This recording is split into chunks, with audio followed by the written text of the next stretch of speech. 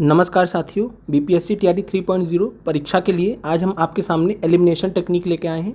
और elimination method से परीक्षा में प्रश्नों को कैसे हल किया जाता है, आज हम उसको आपको समझाने का प्रयास करेंगे। हम खुद भी इस टेक्निक को फॉलो करते हैं और 5 ऑप्शंस के जो प्रश्न होते हैं कई बार आपके लिए बहुत कॉम्प्लिकेटेड हो जाते हैं। और यह जो वीडियो है आपको बहुत ही मदद करने वाला है, जितने भी अभ्यर्थी हैं टीआरटी 3.0 के और 4.0 के भी, तो सभी को मदद मिलने वाला है यहाँ पे।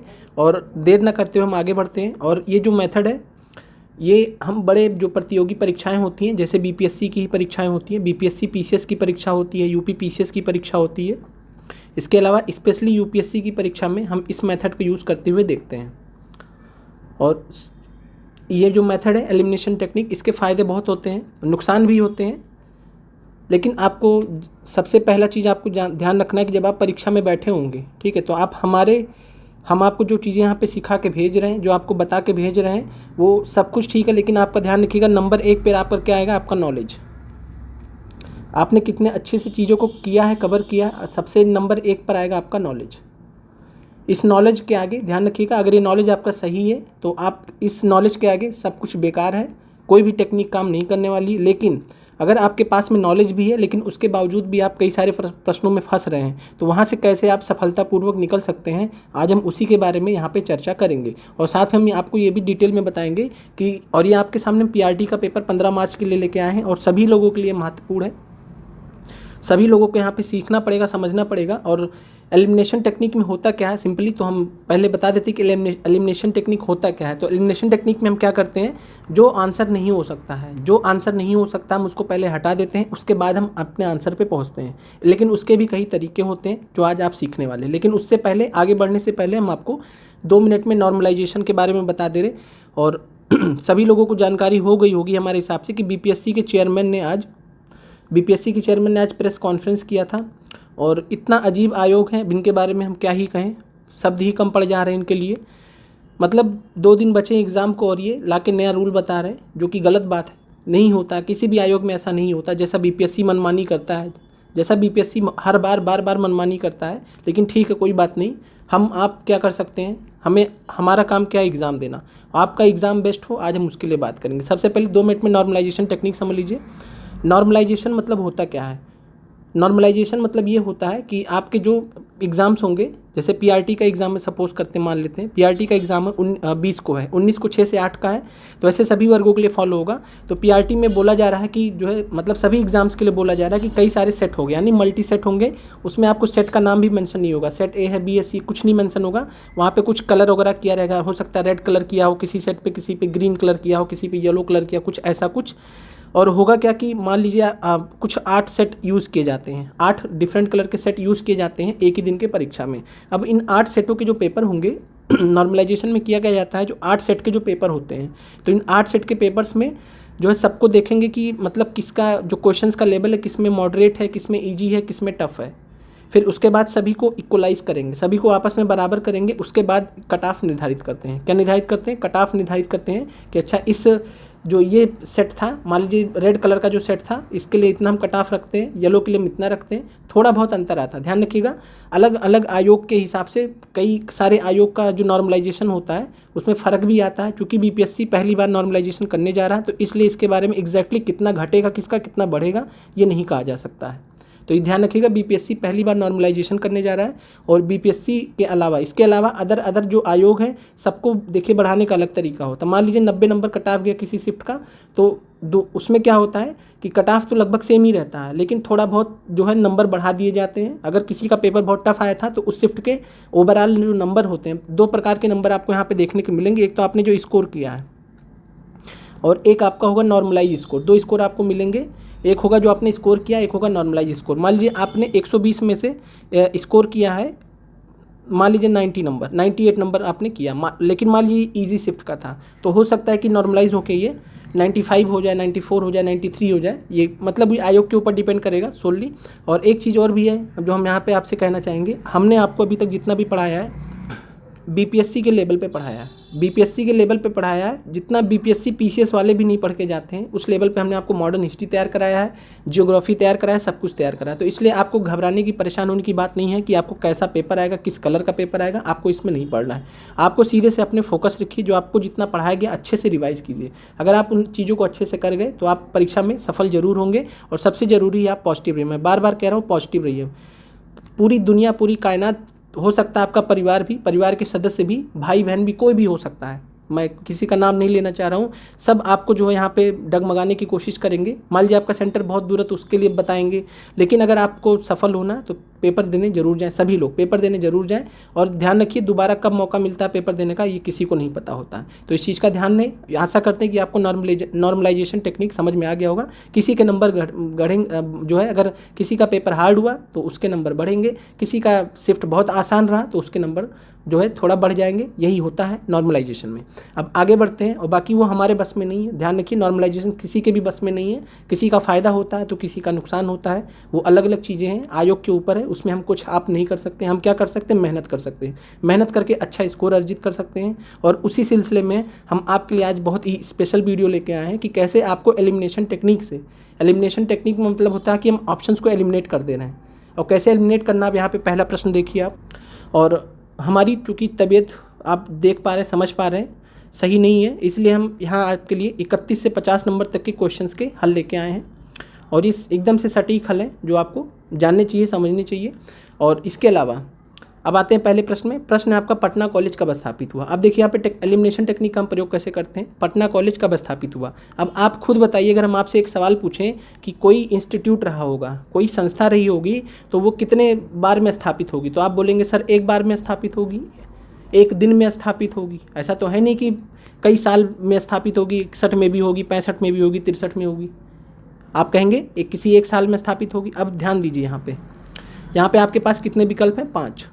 अब 3 डेट दिए गए। मान लीजिए आपको इस प्रश्न का आंसर नहीं पता है तो आप क्या करेंगे, कभी भी इस ऑप्शन पे नहीं जाना है। अगर आपसे डेट पूछ रहा है तो आपको एक से अधिक तो हो ही नहीं सकता, तो ये ऑप्शन आपका एलिमिनेट हो गया।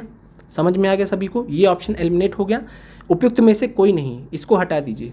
अगर 3 ऑप्शंस आपके पास ऑलरेडी हैं जिसमें डेट्स आपको फाइंड करनी है, तो ये मान के चलिए कि इन्हीं तीनों में से आंसर होगा।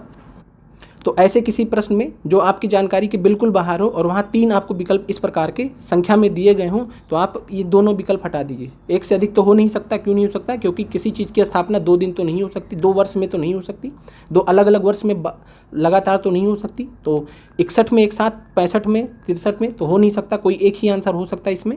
तो इस तरीके से हम क्या करेंगे, ये ऑप्शन हट गया इस प्रश्न में, ये ऑप्शन हट गया। ये एक तरीका हुआ। अभी अलग अलग प्रश्नों के लिए अलग अलग तरीका बता रहे हैं, इसी को आपको इम्प्लीमेंट करना है।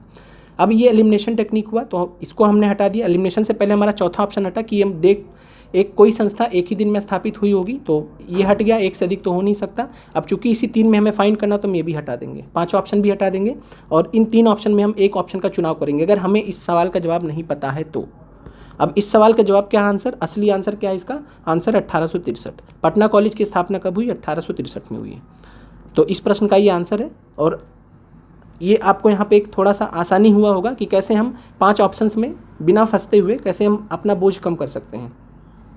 और आगे बढ़ने से पहले हम अभी भी बता रहे हैं, जितने भी अभ्यर्थी हमसे जुड़े हुए हैं, हमने पीआरटी के टेलीग्राम ग्रुप में, जो अलग सब्जेक्ट के हैं वो भी पीआरटी के टेलीग्राम ग्रुप में जाइए, ज्वाइन कर लीजिए। और वहाँ से आपको जो है सारा पीडीएफ हमने एक सीक्वेंस में आपको दे दिया है। एकलव्य सीरीज़ के नाम से है, मैथ की अलग से पीडीएफ दे दी है, कंप्लीट टीआरई 1 से टीआरई 3 तक सब कुछ पीडीएफ दे दिया। जाइए आप उन सब प्रश्नों को सॉल्व कर लीजिए, देख लीजिए। और सभी लोग बता रहे हैं, जितने भी हमने आपको पीआईक्यूज़ कराए हैं, चाहे वो यूट्यूब के कम्युनिटी सेक्शन के पीआईक्यूज़ हो, चाहे जितने भी पीआईक्यूज़ हमने कराए हैं, उस पर कमांड बना लीजिए। उनको as a GS facts, GS pointer आपने सुना होगा सभी ने। जीएस पॉइंटर में क्या होता है, एक लाइन का फैक्ट होता हो। तो जितने भी यहाँ पे पूछे गए हैं सवाल प्रीवियस ईयर के, उसको फैक्ट के रूप में याद कर लीजिए, प्रीवियस ईयर क्वेश्चन से। हमने सबका आपको सोल्यूशन दे रखा है। वीडियो आपने देख लिया, बार बार वीडियो देखेंगे बहुत समय जाएगा आपका। अब अगला प्रश्न देखिए, यहाँ पे एलिमिनेशन टेक्निक कैसे अपनाते हैं। इनमें से कौन वंदे मातरम समाचार पत्र के संपादक थे। तो यहाँ पर ध्यान रखिएगा, वंदे नहीं है, बंदे हैं। इंग्लिश वाले में बंदे ही लिखा है, क्या लिखा है, बंदे है। और हिंदी में थोड़ा ट्रांसलेशन में एरर है, तो उसके लिए आपको परेशान नहीं होना। वंदे मातरम समाचार पत्र के संपादक पूछा गया। अब आपने इतना मॉडर्न हिस्ट्री हमसे पढ़ लिया, इतना तो आप समझदार हो गए होंगे कि अगर हम आपसे पूछे कि अखबार के रिलेटेड में 2 लोग कौन से होते हैं, तो आप कहेंगे सर एक संस्थापक होते हैं और एक संपादक होते हैं। एक संस्थापक होते हैं और एक संपादक होते हैं। अब यहाँ पे देखिए 3 विकल्प दिए गए हैं। यहाँ पे एक विकल्प दिया गया है बंकिम चंद्र चटर्जी जी का। अगर आप बंकिम चंद्र चटर्जी जी के बारे में जानते हैं तो आपको पता है कि इन्होंने वंदे मातरम गीत लिखा है, वंदे मातरम गीत लिखा है। क्लियर है? आपको पता है कि इन्होंने क्या लिखा है, वंदे मातरम गीत लिखा है। अगर इन्होंने वंदे मातरम गीत लिखा है तो ये तो वंदे मातरम समाचार पत्र आपने कहीं पढ़ा होगा, नहीं पढ़ा होगा। वो हो सकता है आप गलत नॉलेज की वजह से कभी किसी का शिकार हो गए तो आपको लगे कि वंदे मातरम समाचार पत्र बंकिम चंद्र चटर्जी से जुड़ा हुआ है, ऐसा नहीं है। तो इस चीज़ का आपको ध्यान है यहाँ पे। तो वंदे मातरम गीत जो है बंकिम चंद्र चटर्जी ने लिखा है, तो इसलिए इस विकल्प में हम इनको हटा देते हैं। इसके बाद अब 2 विकल्प है बिपिन चंद्र पाल और अरविंदो घोष। अब यहाँ पे आप ध्यान दीजिएगा तो आपको इतना समझ में आएगा, जब आपने मॉडर्न हिस्ट्री पढ़ा है तो वहाँ पे आपने पढ़ा कि गरम दल के कुछ नेता हैं, गरम दल के कुछ नेता हैं, उसमें से बिपिन चंद्र पाल एक है, अरविंदो घोष एक है, और इसके अलावा लाला लाजपत राय हैं और बाल गंगाधर तिलक हैं। 4 लोग हैं और ये दोनों लोग बंगाल में देख रहे थे। बाल गंगाधर तिलक जो है महाराष्ट्र में और लाला लाजपत राय पंजाब में देख रहे थे। तो ये पंजाब केसरी के नाम से मशहूर है। बाल गंगाधर तिलक महाराष्ट्र क्षेत्र में देख रहे हैं और ये लोग बंगाल क्षेत्र में देख रहे हैं। तो ये तीनों लोग देख रहे हैं, ये दोनों लोग एक साथ में काम कर रहे हैं। अब यहाँ पे देखिएगा वंदे मातरम समाचार पत्र के संपादक। अब इसका मतलब कि इन्हीं दोनों में से कोई एक हमारे आंसर होंगे, इस प्रकार हम एलिमिनेशन टेक्निक का यहाँ पे प्रयोग करते हैं। पहले हमने इनको हटा दिया। अब ध्यान दीजिएगा, हमने आपको अभी क्या बताया था कि किसी भी समाचार पत्र के संपादक और संस्थापक होते हैं। 2 लोग तो संपादक हो नहीं जाएंगे, एक संस्थापक होंगे, एक संपादक होंगे। जाहिर सी बात है, एक संस्थापक होंगे, एक संपादक होंगे। आपने जितने भी अभी तक अखबार पढ़े हैं सभी के एक संस्थापक है तो एक संपादक है। तो यहाँ पे उपयुक्त में से एक से अधिक तो हो नहीं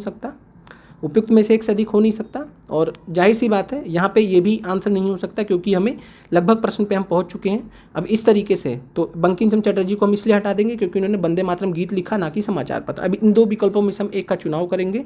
अगर मान लीजिए ये प्रश्न नहीं आता आपको, तब के केस में हम बता रहे हैं। ये एलिमिनेशन टेक्निक का तरीका है। और एक चीज़ हम आप सभी से कहना चाहेंगे, कोई इसको एक जनरल रूल बना के ना चले। हम बार बार कह रहे हैं आपका नॉलेज सबसे आगे है, आपका नॉलेज सबसे आगे है। क्लियर है? वो अलग बात है कि अगर आपने गलत नॉलेज ले लिया तो आपको नुकसान भी कर सकता है, सबको पता है इतना चीज़। तो वंदे मातरम समाचार पत्र के संपादक कौन थे? तो ये थे अरविंदो घोष। और इसके संस्थापक कौन थे? तो बिपिन चंद्र पाल। 1905 में इसकी स्थापना होती है और अंग्रेजी साप्ताहिक अखबार था, ये कलकत्ता से चलता था। तो वंदे मातरम ये आपको क्लियर हो गया। अरविंदो घोष इस समाचार पत्र के संपादक थे। तो अब यहाँ पे हमने क्या बताया आपको कि समाचार पत्र के संपादक एक ही हो सकते हैं, एक संस्थापक होंगे। तो जाहिर सी बात है इसमें से एक आंसर होगा कोई। तो इस तरीके से, और आपको इन दोनों ऑप्शंस का फोबिया नहीं बनाना है। जहाँ पे ये होंगे वहाँ पे हम उन प्रश्नों को भी हम बात करेंगे अभी। तो ये प्रश्न भी आपको क्लियर हुआ कैसे एलिमिनेशन टेक्निक का हम प्रयोग कर रहे हैं यहाँ पे। फिर अगला प्रश्न है, ऑल इंडिया हरिजन संघ की स्थापना 1932 में किसके द्वारा की गई? ऑल इंडिया हरिजन संघ की स्थापना 1932 में किसके द्वारा की गई? अब यहाँ पे विकल्प देखिए, डॉक्टर भीमराव अम्बेडकर, महात्मा गांधी, जगजीवन राम जी हैं। एक चीज़ गांठ बांध लीजिए सभी लोग, जहाँ पे महात्मा गांधी विकल्प में आ जाएँ वहाँ पे सीरियस हो जाइए, क्योंकि महात्मा गांधी हर बार विकल्प में नहीं होते, लेकिन जहाँ होते हैं वहाँ अक्सर ही आंसर होते हैं। लेकिन आपको ऐसे आंख बंद करके तो प्रश्न को सॉल्व नहीं करना है। तो यहाँ पे जो है ऑल इंडिया हरिजन संघ, अब चूंकि हरिजन शब्द जो है किससे जुड़ा है? दलित से जुड़ा है, इसलिए भीमराव अम्बेडकर का उदाहरण दिया गया है विकल्प में, और जगजीवन राम जी का भी दिया गया है। दलित शब्द की वजह से इन दोनों नेताओं का यहाँ पे नाम दिया गया है। एक बिहार के हैं और एक तो आप जानते ही हैं बाबा साहेब अम्बेडकर। अब हरिजन संघ की स्थापना आपको पता है, आपने बहुत अच्छे से पढ़ा है कि 30 सितंबर 1932 को महात्मा गांधी जी ने ऑल इंडिया हरिजन संघ की स्थापना की थी। All India anti untouchability league के नाम से इसकी स्थापना की थी, बाद में चल के ऑल इंडिया हरिजन संघ हो गया था। तो इस प्रश्न का आंसर क्या है? महात्मा गांधी है। अब यहाँ पे भी आप देख रहे हैं कि एक जो स्थापना है एक लोग करते हैं। जनरली संस्थापक कौन होते हैं? एक ही लोग होते हैं। ऐसे जो संस्थाएं होती संस्थापक एक ही होते, तो एक से अधिक यहाँ पे नहीं होगा। उपयुक्त में से कोई नहीं होगा। हमें पता था कि महात्मा गांधी आंसर है, लेकिन हम देखें कि उपयुक्त में से एक से अधिक 2 लोग तो नहीं थे, तो हटा दिया हमने। उपयुक्त में से कोई नहीं, चूंकि महात्मा गांधी हमें मिल गए तो ये भी आंसर हमारा नहीं हो सकता। 2 विकल्प हमारे हट गए। जगजीवन राम जी ने ऐसा कुछ किया नहीं था। भीमराव अम्बेडकर जी ने ऑल इंडिया समाज जो हरिजन संघ की स्थापना नहीं की थी। तो ये हमारा क्लियर हो गया। तो हमारा क्लियर हो गया कि महात्मा गांधी हमारे आंसर है। तो इस तरीके से जहाँ हम जानते भी हैं प्रश्नों को, हम इस तरीके से हटा लेते कि ये तो नहीं हो सकता, ये नहीं हो सकता। उसके बाद हम महात्मा गांधी पे आते हैं। जहाँ हमें आंसर पता होता हम भी वहाँ पे भी हम एलिमिनेशन टेक्निक से हटा लेते हैं। इससे क्या होता है, गलती होने की गुंजाइश कम हो जाती है, क्योंकि कई बार लापरवाही में गलती हो जाती है, वो ना हो। अब अगला प्रश्न देखिए, यहाँ पे एलिमिनेशन टेक्निक कैसे लगता है। बहुत अच्छा प्रश्न है। निम्नलिखित में से कौन सी घटना पहले हुई है? अब सोचिए, आपको 3 घटनाएं दी गई हैं, उसमें बोला जा रहा है कि कौन सी घटना पहले हुई है। क्या एक से अधिक घटनाएं पहले हो सकती हैं? अगर हम आपसे पूछे सबसे पहले क्या हुआ होगा, सबसे बाद में क्या हुआ होगा, उपयुक्त में से एक से अधिक तो हो नहीं सकता। क्लियर हो गया आपको? ये विकल्प तो हो ही नहीं सकता, क्योंकि सबसे पहले एक ही घटना हो सकती है दिए गए विकल्पों में से, और उपयुक्त में से कोई नहीं भी नहीं होगा, क्योंकि कोई ना कोई घटना तो पहले हुई होगी। तो ये देखिए डी और ई ऑप्शन हट गए। समझ में आ गया आपको? अब आते हैं भारत छोड़ो आंदोलन का प्रस्ताव। आपको पता 8 अगस्त 1942 को हुआ है। गवर्नर जनरल के पद पर लॉर्ड वेबल का आगमन हो सकता है, आपको ना पता हो सकता है आपको लॉर्ड वेबल का जो है जनरल पद पर आगमन ना पता हो। फिर एक क्रिप्स मिशन की बात, तो ये आपको पता है कि क्रिप्स मिशन, आपने अगर मॉडर्न हिस्ट्री पढ़ी है तो आपको पता है कि मार्च 1942 में आया था, और भारत छोड़ो आंदोलन का प्रस्ताव जो है ये अगस्त 1942 में है। इतना आपको क्लियर है? तो आप देखिए, अगर आप इन दोनों में फंसे, आपको इनका नहीं पता है, तो भी मान के चलिए कि ए और सी में आंसर जाएगा, क्योंकि ये सबसे क्लोज है। ये 8 अगस्त 1942 है, मार्च 1942 है। और आप जब यहाँ पे देखेंगे तो आपको क्या पता चलेगा। और वैसे अब देखा जाए तो लॉर्ड वेबल का गवर्नर जनरल पद पर आगमन कब है? 1943 में है। तो क्रिप्स मिशन का जो आगमन है वो सबसे पहले हो जाएगा घटना, तो ये हमारा आंसर हो जाएगा सी। अब यहाँ पे आपने देखा, क्या सीखा यहाँ पे कि कौन सी घटना पहले हुई, इसमें एक से अधिक तो हो ही नहीं सकता, और उपयुक्त में से कोई भी तो हो ही नहीं सकता, क्योंकि कोई ना कोई तो घटना पहले हुई होगी। क्लियर है? ऐसे ही यही सेम लॉजिक आपको कहा, दोनों ऑप्शन हटा देने किसमें, जहाँ पूछे जाएगा कौन सी घटना अंतिम में हुई। आगे बढ़ते हैं। अगला प्रश्न है, इनमें से किसने यह कहते हुए भारतीय राष्ट्रीय कांग्रेस की हंसी उड़ाई थी कि यह एक बहुत सूक्ष्म भाग अल्पसंख्यक का प्रतिनिधित्व करता है। अब यहाँ पे भी देखिए, अगर किसी ने स्टेटमेंट दिया होगा, किसी ने अगर कोई स्टेटमेंट दिया होगा, किसी राजनेता ने स्टेटमेंट दिया होगा, या किसी ब्रिटिश अधिकारी ने स्टेटमेंट दिया होगा, तो दो लोगों ने एक सेम स्टेटमेंट तो नहीं दिया होगा, तो दो लोग, तो उपयुक्त में से एक से अधिक हट गया आपका। अब यहाँ विकल्प है डफरिन, मिंटो, कर्जन। अगर आपको पता है तो ठीक है, नहीं पता है तब फिर हम आपसे बोलेंगे कि जो दिए गए 3 विकल्प हैं उन्हीं में से चुनाव करें, इनको भूल जाएं।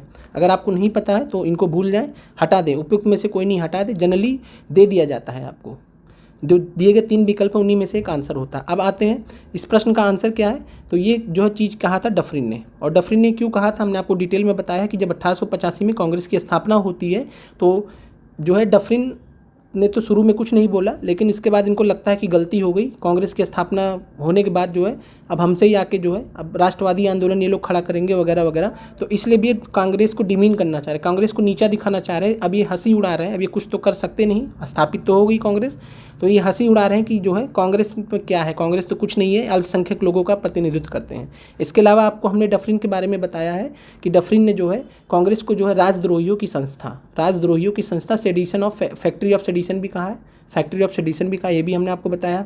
और ये जो प्रश्न है, इससे पहले हम प्रीवियस ईयर क्वेश्चन में हमने आपको दिखाया है कि कर्जन का पूछा गया है कि मेरे विश्वास में कांग्रेस अपने पतन के लिए लड़खड़ा रही है, और भारत में रहते हुए मेरी एक महत्वाकांक्षा है कि मैं इसके शांतिपूर्ण निधन में सहायता कर सकूं।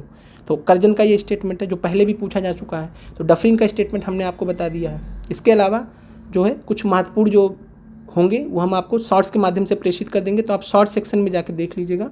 शॉर्ट सेक्शन में जो कुछ महत्वपूर्ण कथन है वो हम आपको एक साथ में दे देंगे, तो वो देख लीजिएगा। डफरिन का ही ध्यान रखिएगा, राजद्रोहियों की संस्था इन्होंने कहा था, हो सकता है इस बार पूछ ले। कांग्रेस को इन्होंने क्या बोला था? राजद्रोहियों की संस्था बोला था। राजद्रोही मतलब होता है देशद्रोही, देशद्रोहियों की संस्था बोला था, तो राजद्रोहियों की संस्था फैक्ट्री ऑफ सेडिशन बोला था कांग्रेस को डफरिन ने। अब यह प्रश्न आपको समझ में आ गया कि अगर कोई स्टेटमेंट देगा तो एक से अधिक लोग तो सेम स्टेटमेंट देंगे नहीं, तो ये हमारा होगा नहीं। अब 3 ही विकल्प में आपको चुनाव करना, तो ये भी हटा दीजिए, 3 में से कोई एक आंसर होगा अगर आपको नहीं पता है तो। बाकी अगर आपने पढ़ा है, और ध्यान रखिए आपका नॉलेज हमेशा सुप्रीम है। क्लियर है? आगे बढ़ते हैं। मुजफ्फरपुर बम कांड में किसको फांसी की सज़ा सुनाई गई थी? अब आपने पढ़ा होगा मुजफ्फरपुर बम कांड में, तो आपको पता है कि मुजफ्फरपुर बम कांड में कौन नायक था? तो नायक थे खुदीराम बोस और प्रफुल्ल चाकी। रास बिहारी बोस गए थे क्या बम फेंकने? तो आप कहेंगे नहीं, 2 ही लोग तो गए थे, तो रास बिहारी बोस को हटा दीजिए, ये भी हट गया। मतलब ये तो रहेगा अभी, ये रहेगा क्यों? क्योंकि हम ये नहीं क्लियर है कि खुदीराम बोस और प्रफुल्ल चाकी में से किसको ये हुआ था। मुझ पर आप अभी हम आंसर पे आ रहे हैं, आंसर पे आने की प्रक्रिया बता रहे हैं। तो हमारा जो है उपयुक्त में से कोई नहीं तो आंसर होगा नहीं, क्योंकि हमें 2 नायक तो मिल गए हैं जो इससे इन्वॉल्व थे, जिन्होंने इस घटना को अंजाम दिया था। रास बिहारी बोस हो नहीं सकते क्योंकि इन्होंने पार्टिसिपेट नहीं किया था, आपने पढ़ा है। अब आप फंसेंगे तो किस में फंसेंगे? ए और सी में, ए और सी में फंसेंगे, खुदीराम बोस और प्रफुल्ल चाकी। और अगर आपने जनरली कहीं से भी पढ़ा है तो आपने पता है कि प्रफुल्ल चाकी ने अपने आप को गोली मार ली थी, और खुदीराम बोस ने जो है, खुदीराम बोस सबसे कम उम्र में जो है फांसी पाने वाले भारतीय भी थे, ब्रिटिश अधिकारियों द्वारा। तो ब्रिटिश साम्राज्य द्वारा सबसे कम उम्र में फांसी पाने का जो एक कह सकते हैं है नाम, वो खुदीराम बोस जी के साथ में है। और खुदीराम बोस जो है मुजफ्फरपुर बम कांड में ये शामिल भी थे प्रफुल्ल चाकी के साथ में। 30 अप्रैल 1908 को ये घटना होती है। कलकत्ता के मुख्य प्रेसिडेंसी मजिस्ट्रेट किंग्सफोर्ड डगलस, तो डगलस किंग्सफोर्ड पे जो है हमला किया था इन्होंने, लेकिन उनकी जगह पे 2 महिलाओं की मृत्यु हो गई थी। तो ये चीज़ क्लियर है। अब यहाँ पे हमने आपको बताया कि कैसे हमने रास बिहारी बोस को हटाया। अब यहाँ दो विकल्प में आप में फंसना है, तो 2 में से कोई एक आंसर लगाना है, या 2 में से हो सकता है दोनों आंसर हो जाए। ये आपके नॉलेज के ऊपर। अब यहाँ आपका नॉलेज, तो ध्यान रखिएगा नॉलेज आपका सुप्रीम है। हम आपको इतना बता सकते हैं कि कैसे आपको विकल्पों को कम करना है, ठीक है। तो विकल्पों को हमने यहाँ पे देखिए, ई वाला विकल्प बहुत आसानी से क्लियर होगा क्योंकि हमें 2 नायक मिल गए। अगर 2 नायक मिल गए तो ये तो हो नहीं सकता, ये भी नहीं हो सकता। ए, सी और डी में कोई होगा, या तो ए होगा या सी होगा या दोनों होंगे। लेकिन हमें पढ़ा है तो हमें पता है कि खुदीराम बोस ही जो है मुजफ्फरपुर बम कांड में फांसी की सजा इनको दी गई थी। तो क्लियर है, इस प्रश्न का आंसर खुदीराम बोस है। प्रफुल्ल चाकी ने जो है मतलब गोली मार ली थी जब इनको पकड़ने के लिए गए थे, गिरफ्तारी से जो है गिरफ्तार नहीं होना चाहते थे। आगे बढ़ते हैं। इनमें से कौन एक अहरार आंदोलन से संबंधित नहीं था। अब यहाँ पे हमने आपको कई बार बताया है, जनरल रूल है कि नहीं शब्द को ध्यान से पढ़िए, नहीं पढ़ेंगे तो फिर बेकार हो जाएगा सब। हमेशा प्रश्नों को ध्यान से पढ़िए, सबसे ज़रूरी है परीक्षा में, ठीक है। कितना भी परीक्षा में प्रश्न आसान है टफ है कुछ नहीं, अगर आप प्रश्न को अटेम्प्ट कर रहे हैं तो आपको सीरियसली पढ़ना पड़ेगा। नहीं पढ़ेंगे तो प्रश्न के गलत होने के चांस ज़्यादा होंगे। ये नहीं वर्ड आपको बहुत ध्यान देना है। अब अहरार आंदोलन हमने आपको पढ़ाया भी है बाकायदा, 1910 में स्टार्ट हुआ था। पूछा कौन नहीं संबंधित है, तो ध्यान दीजिएगा जब प्रश्न पूछे कौन नहीं संबंधित है, कौन नहीं संबंधित है, तो ये आंसर बहुत कम होता है, बहुत रेयरली होता है कि आयोग इतना आपको फंसाए, नहीं देके इतना आपको फंसाए। पीआरटी के लिए हम बात कर रहे हैं स्पेशली आयोग, और ऐसे हम तब बता रहे जब आप प्रश्न में फंस रहे हैं। तो यहाँ पे ध्यान दीजिएगा, तो जो है एक कोई यहाँ में से, और फिर हम आपको बता रहे 3 में से एक चुनना, तो इनको भी हटा दीजिए कि उपयुक्त में से कोई नहीं भी हटा देते, 3 में से कोई एक हमारा आंसर होगा जो संबंधित नहीं होगा। तो ये चीज़ ध्यान रहे। और बाकी हम बार बार आपसे कह रहे हैं आपका नॉलेज ही आपका सुप्रीम है। हम कैसे विकल्पों को कम करते हैं उसकी बात कर रहे हैं। अब जो है यहाँ पे अगर हम बात करेंगे तो मौलाना मजहरूल हक के बारे में आपने पढ़ा है, हमने ऑलरेडी ये सब चीज़ें पढ़ा दी हैं। तो मौलाना मजहरूल हक जो है इसके पार्ट थे, तो ये तो संबंधित है। मौलाना जफ़र अली खान भी संबंधित है। मौलाना अल्ताफ़ हुसैन हाली के बारे में आपने अहरार आंदोलन में कहीं नहीं पढ़ा, तो ये आंसर हो जाएंगे। तो आंसर कौन हो जाएंगे, मौलाना अल्ताफ़ हुसैन हाली, तो ये आपका बी आंसर हो जाएगा। अब यहाँ पर अभी तक आपने सीखा कि हमने आपको कैसे विकल्पों को कम करके बताया कि कैसे विकल्पों को हटाया जाता है। इसी को हम एलिमिनेशन टेक्निक कहते हैं, और इसी की मदद से हम प्रश्नों को सॉल्व करते हैं। आगे बढ़ते हैं। 1832-33 के मध्य कोल विद्रोह का नेतृत्व किसने किया था। और एक चीज़ और ध्यान रखिए, कोई भी विद्रोह होगा, जितना भी विद्रोह होगा उसका नायक एक ही होगा, एक नायक दूसरे में रिपीट नहीं होगा। नियम बांध लीजिए, एक नायक दूसरे में रिपीट नहीं होगा। क्लियर है।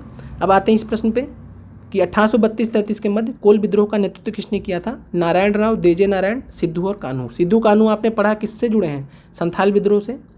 संथाल विद्रोह के नायक कौन है, सिद्धू और कान्हू। अगर संथाल विद्रोह के नायक है सिद्धू कान्हू, तो कोल विद्रोह में क्या करेंगे, हटा दीजिए इनको हटा दिया आपने। अब यहाँ देखिए नारायण राव, देजे नारायण। अब यहाँ पे ये प्रश्न क्यों दिया गया है, ये प्रश्न इसलिए दिया गया, आपको पूछ रहा है कि क्या आपको कोल विद्रोह के नायक का नाम पता है क्या। तो यहाँ पे आंसर है बुद्धू भगत। चूँकि बुद्धू भगत आंसर है तो इसलिए जो है यहाँ पे आंसर हो जाएगा उपयुक्त में से कोई नहीं। क्लियर है। अब ये देखिए, ऐसे प्रश्नों में हमने देखा है अभी तक जो नोटिस किया है कि बीपीएससी किन प्रश्नों में आपको फंसाने की कोशिश करता है जहां आपको विकल्प नहीं देता है। जो बहुत ही स्ट्रेट फॉरवर्ड क्वेश्चन होते हैं, जो बहुत ही मतलब बार बार रिपीट होने वाले ऐसे प्रश्न होते हैं, वो आपको कई बार दे देता है कि विकल्प वहाँ आपका आंसर ई होता है। क्या होता है, आंसर ई होता है। वहाँ आपको चेक करता है कि क्या आप आंख बंद करके 3 विकल्प में से आंसर चुनाव कर रहे हैं या क्या कर रहे हैं। तो कोल विद्रोह बहुत कॉमन चीज़ है, ये सभी को पता होना चाहिए। आपको पता है बुद्धू भगत कोल विद्रोह का नेतृत्व किया था इन्होंने 1832-33 में। 1831 से 33 के बीच में हुआ था। 32-33 दिया तो उसमें नहीं परेशान होना आपको।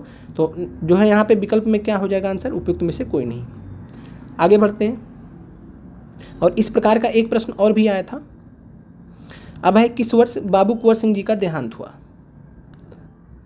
अब यहाँ आपसे बाबू कुंवर सिंह जी का देहांत का डेट पूछ रहा है। अब जब भी डेट पूछेगा तो क्या 2 डेट में एक इंसान मर सकता है क्या, 2 डेट में एक इंसान मर सकता है क्या। आप कहेंगे बिल्कुल नहीं, तो उपयुक्त में से एक से अधिक तो हो नहीं सकता, हटा दीजिए। यानी अब 3 डेट है और नन ऑफ दीज है। 1857 देखिए, 1857 में तो इन्होंने पूरा फाइट ही किया है, तो 1857 तो होने से रहा, या तो 1858 होगा या तो 1859 होगा। अब यहाँ पे आपके नॉलेज के ऊपर है कि आप क्या पढ़े के गए हैं नहीं गए हैं। तो यहाँ पे आपका आंसर है 1858। 26 अप्रैल 1858 को जो इनका देहांत होता है वीर कुंवर सिंह जी का, सबसे बहादुर योद्धा रहे, 80 साल की उम्र में फाइट किए, सब कुछ किए। और ये भी बहुत बेसिक क्वेश्चन है, इनके बारे में सब कुछ आपको पता होना चाहिए। तो बाबू कुंवर सिंह जी का देहांत कब हुआ? 1858 में। तो जहाँ डेट भी पूछेगा वहाँ आपका एक से अधिक तो नहीं हो सकता, तो यहाँ पे विकल्प इस तरीके से आप कम कर सकते हैं। 1857 में तो इन्होंने पूरा फाइट ही किया है, तो ये भी विकल्प नहीं हो सकता।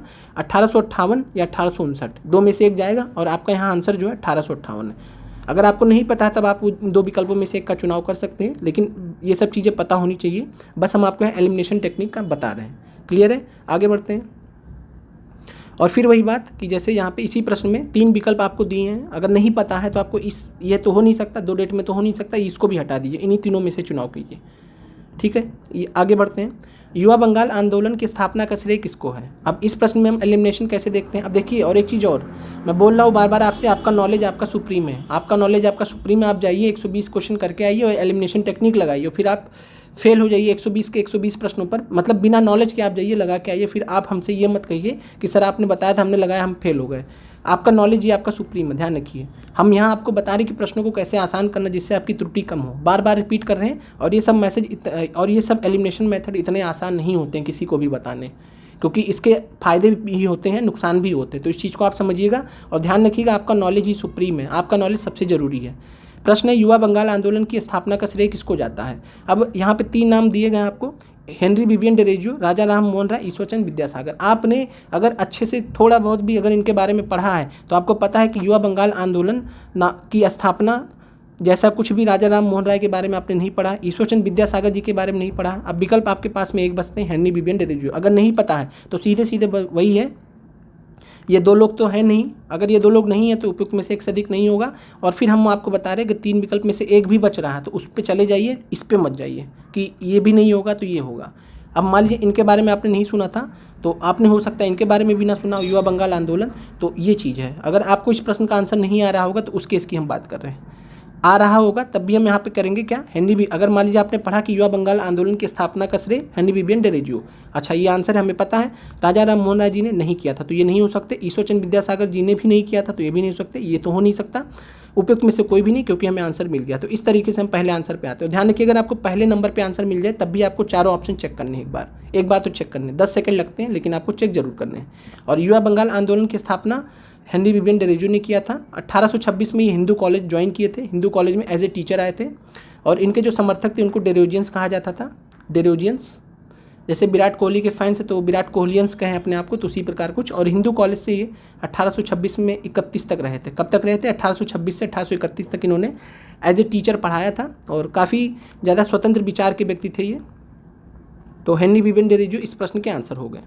आगे बढ़ते हैं। किस तिथि को क्लेमेंट एटली ने घोषणा की कि जून 1948 तक ब्रिटिश भारत को छोड़ देंगे? अब देखिए, डेट आपसे पूछा जा रहा है, क्या 2 डेट में बात करेंगे? एक ही डेट में तो बात करेंगे ना, तो आपका आंसर हो जाएगा। ये तो हट गया, ये हट गया, क्योंकि 2 डेट में तो एक चीज़ बताई नहीं जाएगी, कोई एक डेट होगी। 20 जनवरी, 10 जनवरी, 20 फरवरी। अब 3 डेट है। अब यहाँ पे आपको आयोग चेक करा कि आपको फैक्ट पता है, तो आंसर 20 फरवरी है, 20 फरवरी है। और हमेशा ध्यान रखिए, नहीं भी पता हो तो ये आंसर पे मत जाइए कभी भी, इन्हीं 3 में से एक का चुनाव कीजिए, लेकिन ध्यान से देखिए कि कौन सा आंसर हो सकता है।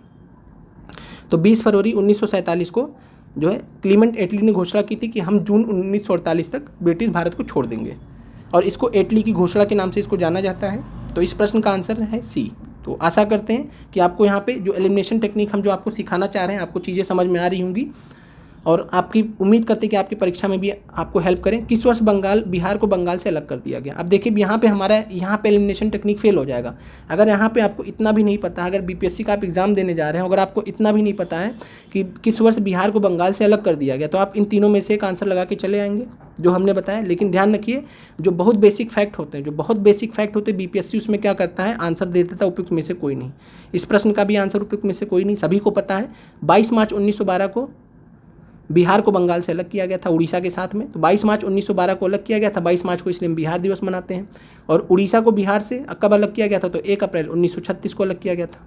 ये सब चीज़ें हमने बात किया। तो फैक्ट्स में आपको फंसा सकता है, जो बहुत बेसिक फैक्ट होंगे। देखिए, यहाँ पे आंसर ई है। और एक प्रश्न और भी था, ये देखिए, बहुत बेसिक प्रश्न था, कोल विद्रोह। अब कल का मान लीजिए आपको दे दे कि जो है संथाल विद्रोह का नेतृत्व किसने दिया था, सिद्धू कान्हू का नाम हटा दे, तो क्या आप तीनों विकल्प में चुन के चले आएंगे? नहीं, ये सब बहुत बेसिक फैक्ट आपको पता होनी चाहिए। और जहाँ पे सिद्धू कानून नहीं दिखेंगे हटा दीजिए, उपयुक्त में से कोई नहीं आंसर होगा। वही हाल यहाँ पे भी हुआ है। कोल विद्रोह किसने किया, आपको स्टेट फॉरवर्ड प्रश्न है, तो ऐसे प्रश्नों का आंसर क्या है, अगर है तो दिख जाएगा, नहीं है तो नहीं दिखेगा, ये चीज़ है। और ध्यान रखिए ऑप्शन ई कब हम जाते हैं, जब हमें स्टेट फॉरवर्ड पता होता है कि नहीं ये तो नहीं, कोल विद्रोह बुद्धू भगत थे, ये भी नहीं थे, ये भी नहीं थे, ये भी नहीं थे, तो उपयुक्त में से कोई नहीं आंसर हो जाएगा। अब ऐसे इसी प्रश्न में स्टेट फॉरवर्ड हम जाएंगे कि जो है बंगाल, बिहार को बंगाल से हमने पढ़ा है, कब अलग किया गया 1912 में, तो 5 तो हो नहीं सकता, 9 हो नहीं सकता, 7 नहीं हो सकता, जब तीनों विकल्प नहीं हो सकते तो आंसर हो जाएगा उपयुक्त में से कोई नहीं। जब तीनों नहीं हो सकते तो ये भी नहीं हो सकता, 19 जो ई आंसर हो जाएगा। अगला प्रश्न है, निम्नलिखित में से भारत छोड़ो आंदोलन 1942 का मुख्य कारण क्या था। ध्यान दीजिए क्या पूछा, मुख्य कारण। सामान्य कारण पूछा है क्या, आप कहेंगे नहीं, मुख्य कारण पूछा। मुख्य कारण क्या होता है, वहाँ मेन कारण होता है जिसके वजह से कोई घटना घटी होती है। मुख्य कारण क्या होता है कि जो जिसके वजह से कोई घटना घटी होती है। यहाँ पूछा गया कि भारत छोड़ो आंदोलन 1942 क्यों लाया गया, तो भारत छोड़ो आंदोलन 1942 क्यों लाया गया था, ये लाया गया था, मुख्य कारण इसका था क्रिप्स मिशन की असफलता, क्रिप्स मिशन की असफलता। और द्वितीय विश्व युद्ध के हानिकारक प्रभाव भी इसका कारण है, लेकिन मुख्य कारण नहीं है, मुख्य कारण नहीं है। द्वितीय विश्व युद्ध के हानिकारक प्रभाव कारण है, लेकिन मुख्य कारण नहीं है। मुख्य कारण केवल एक ही है, वह क्या है, क्रिप्स मिशन की सफलता। गांधी इरविन समझौता आपने अच्छे से पढ़ा, 5 मार्च 1931 को हुआ। 42 में घटना हो रही, 31 का क्या काम है, हटा दीजिए इनको। अगर ये आपने हटा दिया और ये भी अगर मुख्य आपने गौर कर लिया, मुख्य गौर कर लिया तो ये भी हटा दिया। अगर आपने मुख्य नहीं गौर किया, कई लोगों ने इस प्रश्न में मुख्य वर्ड नहीं गौर किया था, ये पढ़ा ही नहीं, उन्होंने बस यही पढ़ा कि 1942 का क्या कारण था, क्रिप्स मिशन की सफलता, जिससे हानिकारक प्रभाव उपयुक्त में से एक से अधिक, तो ये गलत कर दिया इस प्रश्न को। तो ध्यान दीजिएगा, मुख्य कारण जब पूछे तो मुख्य कारण पे ही आना है। और मुख्य कारण सामान्यतः बहुत स्पेशल होते हैं, तो यहाँ पे क्या है, क्रिप्स मिशन की सफलता। मार्च 1942 में आया था, मार्च 1942 में आया था, बोला गया कि आप हमें जो है युद्ध के बाद दे रहे हैं संविधान सभा बनाने की जो पावर है, लेकिन हमें युद्ध से पहले चाहिए। उन्होंने बोला नहीं मिल सकता, तो बोला आप जाइए, अब हम भारत छोड़ो, अंग्रेजों भारत छोड़ो का आंदोलन बुलंद करते हैं। तो क्रिप्स मिशन की सफलता ही भारत छोड़ो आंदोलन के लिए मजबूर हुई थी कि भारत छोड़ो आंदोलन करना पड़ा गांधी जी के नेतृत्व में। वो अलग बात है कि गांधी जी गिरफ्तार हो गए तो आंदोलन जो है, आंदोलन का नेतृत्व वाकई में किसी ने किया नहीं, जो भूमिगत आंदोलनकारी थे उन्होंने आंदोलन किया था। तो भारत छोड़ो आंदोलन का मुख्य कारण क्या हो गया, क्रिप्स मिशन की सफलता। मुख्य कारण जहाँ पे पूछे यहाँ गौर कीजिए, ध्यान दीजिएगा, मुख्य कारण पूछे या सामान्य कारण पूछे तो वहाँ पे गौर करना आपको। मुख्य कारण पूछेगा तो बहुत स्पेशल ऑप्शन ही आंसर हो सकता है। हिंदी भारत के संघ की राजभाषा होगी। अब यहाँ पे जैसे ये प्रश्न था, आपको पता है कि ये है, बहुत लोग को पता है कि चलो ये भी हो जाएगा, अब ये 2 हो सकता है, तो क्या ये हो सकता है, ये नहीं हो सकता, तो ये एलिमिनेशन यही होता है कि आप कौन सा ऑप्शन हटा सकते हैं, ठीक है। और डायरेक्ट आंसर पे कभी नहीं आना चाहिए। आप गलती क्या करते हैं, जैसे आपने यही प्रश्न किया, जैसे चलिए अगले प्रश्न पे देख लेते हैं।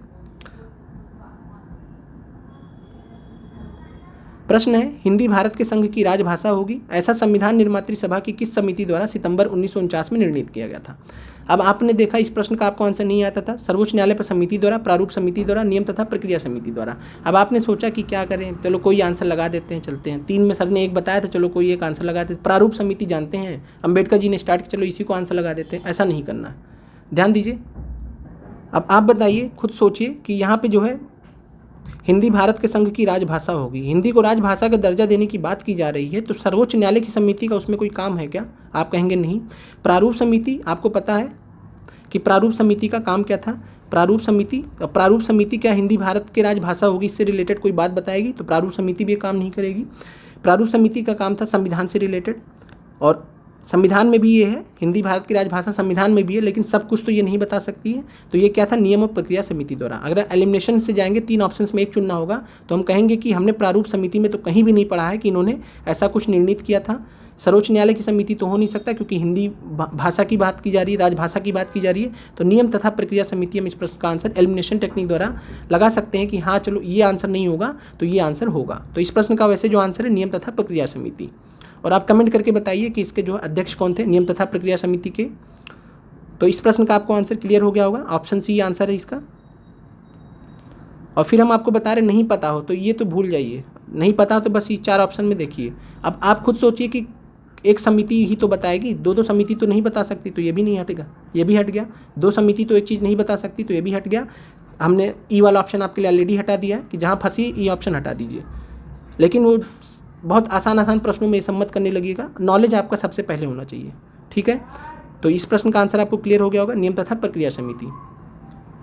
भारत और उसमें विधि की शून्यता का कौन सा पहलू पाया जाता है। तो विधि की शून्यता क्या होता है, तो विधि की शून्यता जो है एक कॉन्सेप्ट होता है और इसको बोलते हैं इंग्लिश में वॉइडनेस ऑफ लॉ। वॉइडनेस ऑफ लॉ बोलते हैं। वॉइडनेस ऑफ लॉ का मतलब होता है कि कोई कानून को जो है सुप्रीम कोर्ट ने बोल दिया कि ये संवैधानिक नहीं है, संवैधानिक नहीं है तो उसको हटा दिया जाता है, उसको जीरो, उसकी वैल्यू जीरो हो जाती है। इसी को हम बोलते हैं विधि की शून्यता। अब बोल रहा है कि कौन सा पहलू पाया जाता है। ऑप्शन है न्यायपालिका विवादित कार्यपालिका आदेश या विधायी उपायों को पूर्णतया या उसके भाग को शून्य घोषित कर सकती है। तो बोला जा रहा है कि ध्यान से पढ़िएगा। अब जैसे प्रश्न आप देख के घबरा गए होंगे, ज़्यादातर अभ्यर्थी प्रश्न देख के घबरा गए होंगे, सोचे होंगे कोई आंसर मारते हैं आगे बढ़ते हैं, कौन इतना टेंशन देगा, इतना पढ़ेगा। लेकिन आप ध्यान से पढ़िएगा, न्यायपालिका विवादित कार्यपालिका आदेश या विधायी उपायों को पूर्णतया या उसके भाग को शून्य घोषित कर सकती है।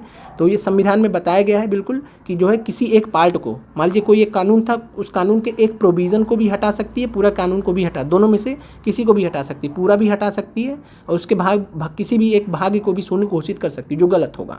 तो ये सही है। यहाँ पे एक शून्य विधि को संवैधानिक संशोधन के माध्यम से राज्य द्वारा पुनर्जीवित किया जा सकता है।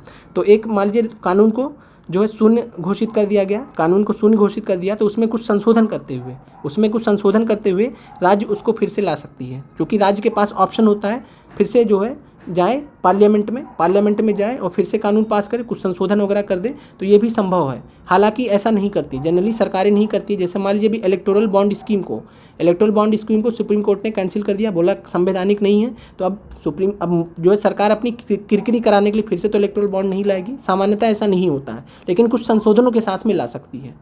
तो ये भी हम सही मान सकते हैं। फिर एक संविधि पूर्णतः या आंशिक रूप से शून्य घोषित की जाती है। तो अब देखिए ए और सी सेम है कि नहीं है, ए और सी देखिए सेम है कि नहीं है, सेम ही स्टेटमेंट है।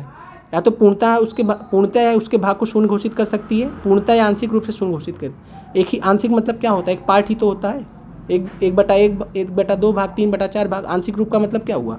तो ए और सी देखिए, वैसे मान लीजिए आपको बी नहीं पता था, ए और सी स्टेटमेंट ही सेम है। अगर दोनों स्टेटमेंट सेम है तो इसका मतलब है आंसर हमारा क्या हो गया, उपयुक्त में से एक से अधिक। क्लियर है। अब उपयुक्त में से कोई नहीं तो होगा नहीं, क्योंकि सिंपल सी बातें की जा रही हैं। ए और सी देख लीजिए, ध्यान से पढ़ लीजिए, दोनों ही स्टेटमेंट सेम है। लेकिन अगर आपने जल्दबाजी की, अरे छोड़ा ये इतना बड़ा प्रश्न कौन पढ़ेगा, तो वो अलग बात है। बाकी एलिमिनेशन टेक्निक हम कैसे प्रयोग करते हैं वो आपको यहाँ पे सिखा रहे हैं। क्लियर। तो इस प्रश्न का आंसर हो जाएगा उपयुक्त में से एक से अधिक। तीनों स्टेटमेंट हम सही मान सकते हैं। फिर अगला प्रश्न है, निम्नलिखित में से किस समिति का मुख्य उद्देश्य 1970 से पूर्व भारत में दल बदल की सटीक परिभाषा देना था। भारत में दल बदल की सटीक परिभाषा देना 1970 से पहले। अब यहाँ पे 3 आयोग हैं आपके पास में, चौहान समिति, मुदालिर समिति, हर्षद मेहता समिति। आपने टीचर एग्जाम की तैयारी की है, अगर किसी ने यूपी टेट भी पढ़ा है तो सबको पता है कि मुदालिर समिति किस लिए है, सबको पता है मुदालिर समिति किस लिए है। तो मुदालिर समिति जो है माध्यमिक शिक्षा आयोग से संबंधित है। राधा कृष्णन आयोग पढ़ते हैं, मुदालिर समिति पढ़ते हैं, कोठारी आयोग पढ़ते हैं, सब कहाँ पढ़ते हैं, शिक्षा में पढ़ते हैं, लेकिन यूपी में। ठीक है। लेकिन यहाँ क्या पूछा जाए, दल बदल की सटीक परिभाषा पूछा, तो ये तो हो नहीं सकते। हर्षद मेहता समिति और चौहान समिति, दोनों में से कोई एक आंसर होगा। तो यहाँ पे देखेंगे हम, हमारा आंसर क्या है, चौहान समिति। तो और फिर वही चीज़, इस ऑप्शन पे नहीं जाएंगे, उपयुक्त में से कोई नहीं। और यहाँ पे एक समिति पूछ रहा है तो आपको 2 तो आंसर हो नहीं सकता, एक समिति पूछ रहा तो एक से अधिक आंसर नहीं हो सकता। क्लियर है। तो एक से अधिक आंसर नहीं हो सकता है। तो इस समिति का मुख्य उद्देश्य 1970 से पूर्व भारत में दल बदल की सटीक परिभाषा था, तो चौहान समिति। चौहान समिति इंग्लिश में चौवन समिति लिखते हैं, चौवन समिति। आज हमने इसको प्रश्न भी दिया था और सभी लोग क्विज में, टेलीग्राम ग्रुप का लिंक इसी वीडियो में दे दिया जाएगा। आप नए क्विज हमने स्टार्ट किया, नया क्विज हमने स्टार्ट किया है। 200 प्रश्न आपको दिए गए हैं, बहुत स्पेशल प्रश्न है सभी के लिए, पीआरटी से लेकर पीजीटी के लिए। जाइए उन प्रश्नों को अटेम्प्ट कीजिए 5 विकल्पों के साथ में। सेम ये जो विकल्प आप यहाँ पे देख रहे हैं, ऐसे ही विकल्प हमने वहाँ पे आपके लिए बनाया है। जाइए अच्छे से प्रश्नों को देखिए, ध्यान से पढ़िए, सॉल्व कीजिए और बहुत कुछ आपको सीखने को मिला। हर एक पॉइंट के सामने हमने ईयर भी मेंशन किया, तो आपको याद भी हो जाएगी, कई सारी चीज़ें आपके लिए हेल्प भी करेंगी। तो भारत में दल बदल की सटीक की परिभाषा आंसर हो जाएगा चौहान समिति। ध्यान दीजिएगा, एक समिति पूछा तो एक ही आंसर होगा, एक से अधिक नहीं हो सकता, ये हट गया। अब तीनों में से एक विकल्प का चुनाव हमने करने को बोला, तो ये भी हटा दीजिए। और मुदालिर समिति के बारे में आपने पढ़ा है, ये तो शिक्षा से रिलेटेड है, तो ये तो होंगे नहीं। ए और सी में मामला जाएगा, तो आंसर यहाँ पे आपका ए है। क्लियर है। ये हम आपको एलिमिनेशन करने का तरीका बता रहे हैं कि कैसे आप ऑप्शंस को कम कर सकते हैं। फिर इनमें से किसने सामुदायिक कार्यक्रम को एक मौन क्रांति की संज्ञा दी थी। सामुदायिक कार्यक्रम को एक मौन क्रांति की संज्ञा दी थी। अब आप गूगल करने जाएंगे तो आपको इस प्रश्न का आंसर कहीं मिलने वाला नहीं है। क्लियर है। तो अब जब आप गूगल करने जाएंगे तो सामुदायिक कार्यक्रम को किसने मौन क्रांति की संज्ञा दी थी, अगर देखिए राजेंद्र प्रसाद जी ने कहा होता तो पता होता, कहीं ना कहीं गूगल पे मिल जाता। अंबेडकर जी ने कहा होता तो मिल जाता, हालांकि अंबेडकर जी से रिलेटेड बिल्कुल भी नहीं है, क्योंकि सामुदायिक जो कार्यक्रम इस पर इनका कोई स्टेटमेंट नहीं है। जवाहरलाल नेहरू जी ने स्टार्ट किया था, 2 अक्टूबर 1952 को स्टार्ट किया है, 2 अक्टूबर 1952 को स्टार्ट किया है, लेकिन ये भी इसके आंसर नहीं है। और आज हमने जो है जैसे FB पे मतलब व्हाट्सअप पे मेटा का एक कॉन्सेप्ट होता है, मेटा नाम का, तो वहाँ से कुछ प्रश्न वगैरह हमने देखा, तो वहाँ से हमने एक मतलब गूगल पे तो नहीं मिला, वहाँ से हमने देखा। और इस प्रश्न का आंसर जो डॉक्टर राजेंद्र प्रसाद जी ने भी नहीं कहा है। तो सामुदायिक कार्यक्रम की मौन क्रांति की संज्ञा का इंग्लिश में जब हम प्रश्न पढ़ेंगे तो इसमें प्रश्न है कि who among the following named the community program a silent revolution, यानी किसने नाम दिया है, संज्ञा दिया है। तो संज्ञा किसने दिया, तो यहाँ पे विकल्प में आंसर सी भी नहीं माना गया है, तो यहाँ पे आंसर उपयुक्त में से कोई नहीं है। बहुत ही अजीब प्रश्न पूछा गया था और विकल्प आपको सभी दिए गए थे। और यहाँ पे ध्यान से देखिएगा कि हमने वहाँ से जो है निकाला है, community development programme was named as silent revolution by S K. Dey करके कोई व्यक्ति थे, और इसको किसने प्रसिद्ध किया है, तो SK. They and JC. Kumarappa ने साइलेंट रिवॉल्यूशन के रूप में इसको डिस्क्राइब किया। लेकिन बिलापुरम रामकृष्ण नैया एक सर्वोदय लीडर थे, इन्होंने जो है साइलेंट रिवॉल्यूशन को बार बार जो है इनको कम्युनिटी डेवलपमेंट प्रोग्राम में इसको काफ़ी ज़्यादा जो है इसको पॉपुलर किया था। तो किसने इसका नाम किया है, तो नेम यहाँ पे आपको पूछा नाम किसने रखा है साइलेंट रिवॉल्यूशन, तो आंसर है एस.के. दे। और इस हिसाब से देखेंगे तो यहाँ पे आंसर हमने इससे पहले आपको जवाहरलाल नेहरू जी बताया था, इसीलिए बताया था क्योंकि कम्युनिटी डेवलपमेंट प्रोग्राम CDP 2 अक्टूबर 1952 को, कब 2 अक्टूबर 1952 को जवाहरलाल नेहरू जी ने कम्युनिटी डेवलपमेंट प्रोग्राम सामुदायिक कार्यक्रम विकास कार्यक्रम 2 अक्टूबर 1952 को गांधी जयंती पे स्टार्ट किया था। तो हमें लगा था कि ये आंसर हो सकते हैं, लेकिन गूगल करने पे भी ये पॉइंट नहीं मिला था। तो इस प्रश्न का आंसर अभी हमारे हिसाब से ई जाएगा, और क्यों जाएगा हमने अभी आपको बता दिया। अगले प्रश्न पे आते हैं। बिहार सौर ऊर्जा सिंचाई योजना निम्नलिखित में से किस वर्ष आरंभ की गई थी। अब बताइए आप, कोई योजना है, 3 वर्ष दिए गए हैं, चौथा ऑप्शन है, ये तो नहीं हो सकता। कोई योजना 2 बार तो नहीं लाई जाएगी। कब आरंभ की गई थी, क्या पूछा गया, कब आरंभ तो एक ही बार होगा ना, कोई चीज़ शुरू किया जाएगा तो एक ही बार होगा। अब यहाँ पे 3 विकल्प है, हमने आपको क्या बताया, 3 में से ढूंढिए, ये हटा दीजिए, ये भी हटा दीजिए, ये ना सोचिए कि कोई में से नहीं होगा, कोई ये होगा, ये तो विकल्प छोड़ ही दीजिए, नहीं पता है तो। और इस प्रश्न का जो सही आंसर वो है 2008। तो बिहार सौर क्रांति सिंचाई योजना, इसके बारे में समझ लेते हैं। कई लोगों को लगता है कि आंसर इसके अलावा कुछ और है, तो चलिए हम आपको दिखा देते हैं। बिहार सौर क्रांति सिंचाई योजना, इसको हम सोलर एनर्जी इरिगेशन स्कीम कहते हैं। इंग्लिश में जो आपसे सवाल पूछा है वो Bihar solar energy irrigation scheme है, और हिंदी में जो इसका नाम है बिहार सौर क्रांति सिंचाई योजना भी कहते हैं। क्या कहते हैं, बिहार सौर क्रांति सिंचाई योजना भी कहते हैं। और आपको हिंदी में पूछा गया बिहार सौर ऊर्जा सिंचाई योजना, लेकिन यहाँ पे सौर ऊर्जा की जगह सौर क्रांति लिखा गया, और ये दोनों स्कीम सेम है। तो बिहार सौर क्रांति सिंचाई योजना कहिए या बिहार सौर ऊर्जा सिंचाई योजना कहिए, सेम है। और किसानों को इसमें जो है 75% सब्सिडी वगैरह दिया जाता है, और 25% जो है ये मतलब 75% सब्सिडी जो है फार्मर को दिया जाता है, और रिमेनिंग 25% जो है वो फार्मर के द्वारा दिया जाता है। मतलब 25% ही देना रहता है, 75% नहीं देना रहता है। और यहाँ पे आप देखिएगा तो Bihar government launch a scheme for solar irrigation इन 2008 बिहार सौर क्रांति सिंचाई योजना। तो क्या नाम है, बिहार सौर क्रांति सिंचाई योजना। हिंदी में क्या बोलते हैं, बिहार सौर क्रांति सिंचाई योजना। और यहाँ पे देखिए तो दोनों नाम सेम है, बिहार सौर क्रांति सिंचाई योजना, Bihar solar energy irrigation scheme. तो इस प्रश्न का क्या आंसर हो जाएगा, 2008। तो 2008 में इसकी स्थापना हुई है। आगे बढ़ते हैं। ब्रॉड गेज रेलवे लाइन की साइज़ कितनी है, बताइए। साइज़ पूछ रहा है, किसी चीज़ का साइज़ 2 हो सकता है क्या, साइज़ होगा तो जनरली एक ही होगा, तो आपका आंसर 1 से अधिक हट जाएगा। और 3 में ही विकल्प का चुनाव कर लें तो ये भी हटा दीजिए, ये भी हटा दीजिए। तो अब 3 में चुनाव करना, बाकी हमने आपको बताया है 1676 mm होता है। तो 1676 mm कहिए, चाहे 1.67 मीटर कहिए, क्लियर है। तो 1.676 मीटर कहिए या 1676 mm कहिए, दोनों एक ही बात है। और इसका हमने शॉर्ट्स बना के आपको चैनल पे बताया भी है, तो वहाँ से देख लीजिएगा। जो इसके अलावा 2 साइज और भी हैं तो भी देख लीजिएगा। भाला फेंकने वाला कौन है, आज का आखिरी प्रश्न है। फिर जो है देखते हैं, अगर संभव हो पाया तो हम आपके लिए लाएंगे। कमेंट लाइक ज़रूर करिएगा आप, कैसा लगा आपको आज का क्लास। अंतिम समय है, हम आपके लिए जितना प्रयास कर सकते हैं कर रहे हैं अपनी तरफ से। जिसके पास ओलंपिक और वर्ल्ड चैंपियनशिप दोनों खिताब है, तो वर्ल्ड चैंपियनशिप दोनों खिताब है, तो जैन जेलन जी, ये इनके पास ऑलरेडी है। ये हमने चेक किया, आज गूगल किया तो पता लगा कि ये भी हैं इनके पास। जो ओलंपिक देखिए खिताब का मतलब क्या होता है, गोल्ड। खिताब का क्या मतलब होता है, गोल्ड होता है। तो इनके पास ओलंपिक का भी रिकॉर्ड था, वर्ल्ड चैंपियनशिप का भी है। और आपको पता है नीरज चोपड़ा जी के पास भी है, तो इस प्रश्न का जो आंसर देखा जाएगा तो उपयुक्त में से 1 से अधिक। अरशद नदीम जी के पास नहीं है, तो जो ये पाकिस्तान के हैं। तो भाला फेंकने वाला कौन सा व्यक्ति जिसके पास ओलंपिक तथा वर्ल्ड चैंपियनशिप दोनों खिताब है, तो यहाँ पे ध्यान दीजिएगा, ये भी है और ये भी है। नीरज चोपड़ा तो है ही, जैन जेलन जी के बारे में भी जाके गूगल कर लीजिएगा। तो इस प्रश्न का आंसर हो जाएगा उपयुक्त में से 1 से अधिक। हमने शायद इससे पहले जब आपको बताया होगा तो वहाँ आपको नीरज चोपड़ा ही बताया होगा, लेकिन इस प्रश्न का आंसर उपयुक्त में से 1 से अधिक होगा। तो ध्यान रखिएगा।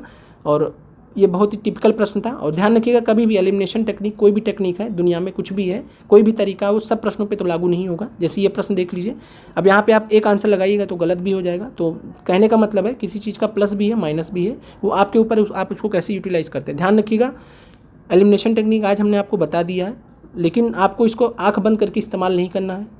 आँख कान खोल के अपना अच्छे से इस प्रश्न को पढ़िए, सभी लोग अच्छे से प्रश्न को पढ़िए।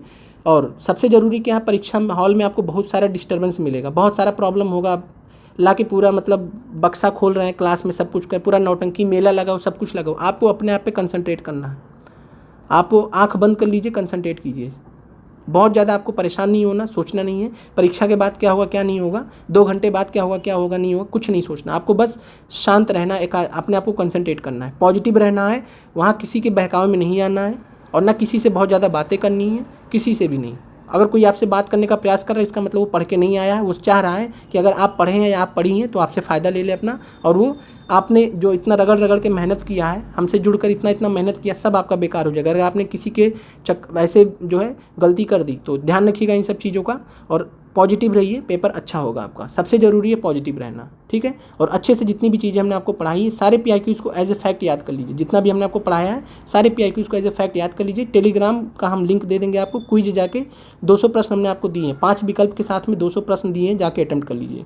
बाकी इसके अलावा जितने हमने आपको चैनल पर PIQs कराए हैं एकलव्य सीरीज के, इसके अलावा इन्वायरमेंट के और मैथ और रीजनिंग के सारे प्रश्न हमने आपको, और हाँ मैथ और रीजनिंग का हमने आपको PDF भी दे दिया, जाके देख लीजिएगा। सारे सवाल मैथ और रीजनिंग के हमने आपको सारे PDF दे दिए, आप जाके उनको देख लीजिएगा। चलिए मिलते हैं अगले वीडियो में। आप लोगों का देखने के लिए बहुत बहुत धन्यवाद।